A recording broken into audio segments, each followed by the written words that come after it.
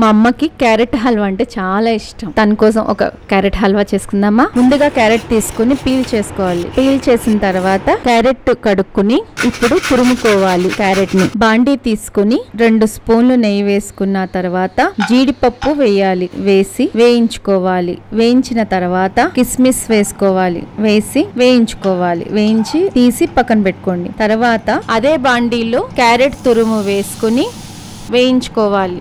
మధ్యలో కలుపుతూ ఉండాలి. వేయించిన తర్వాత గ్రైండ్ చేసుకున్న కొబ్బరి తురుము వేసుకోవాలి. కలుపుకోవాలి. కలుపుకున్న తర్వాత ఏ స్వీట్ షాప్ లో అయినా దొరుకుతుంది కోవా. కావాలంటే వేసుకోవచ్చు, లేకపోయినా పర్వాలేదు. 2 స్పూన్స్ నెయ్యి వేసుకోవాలి. ఒకసారి కలుపుకొని క్రీమ్ మిల్క్ తీసుకుని 1/2 ప్యాకెట్ పోసుకోవాలి. పోసి ఒకసారి కలుపుకొని మగ్గించుకోవాలి. ఈ లోపల మిక్సీ జార్ తీసుకుని యాలకులు వేసుకోవాలి. వేసుకుని షుగర్ వేసుకుని గ్రైండ్ చేసుకోవాలి. చేసుకుని పక్కన పెట్టండి. నేను చూపించిన గ్లాస్ తో గ్లాస్ షుగర్ వేయాలి. వేసిన తర్వాత ఇలాచి పౌడర్ వేసుకోవాలి. వేసిన తర్వాత జీడిపప్పు కిస్మిస్ కూడా వేయించుకున్నాం కదండి, అవి కూడా వేసేసి ఒకసారి కలుపుకుని స్టవ్ ఆఫ్ చేసేసేయండి. మా ఇంట్లో ఏ స్వీట్ చేసినా కూడా కొద్దిగా దేవుడికి మాత్రం ఒకసారి పెట్టి ఆ తర్వాత మేము తింటాం. చూసారు కదా ఎంత బాగుందో.